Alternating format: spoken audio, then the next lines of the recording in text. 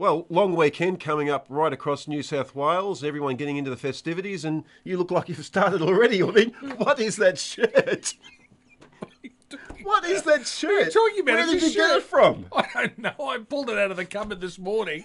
I was dressed in the dark, and here it is. What's wrong with it? Can we cue some disco music from 1976 or something? What are you talking about? Well, Look at you. At least I bought this shirt a couple of weeks ago. Oh, please. Are we here? This is fashion, isn't Well, we it? should have football jumpers on, shouldn't we? Because it's grand final weekend.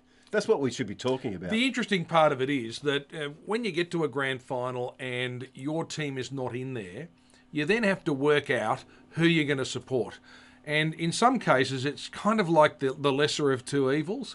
I personally have embraced South Sydney because they haven't won for 43 years. I know enough people who've had a lot of pain over it, and it's a great fairy tale story. But there are other people, and we've spoken to a lot of them on our program today, who don't like the idea of Russell Crowe and South Sydney and the fact that they're kicked out of the competition, who've never bought into that story and are still harbouring old grudges. It's quite amazing. I was blown away by the vitriol on air. We had a caller complaining about Russell Crowe, daring to suggest that he's all in it to build up his own image. I mean, that can't be right.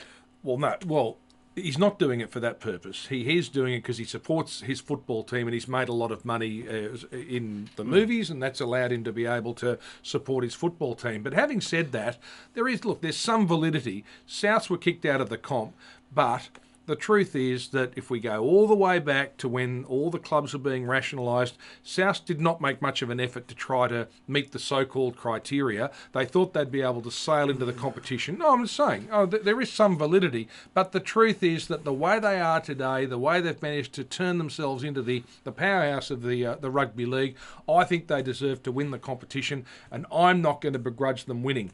The Bulldogs, on the other hand, they don't even deserve to be in the grand final. They've got there on the back of a couple of dodgy decisions. They've got at least 2 premierships I can name you that they shouldn't have won on the back of a couple of very dodgy refereeing decisions. So please, how horrible would it be for them to get another one?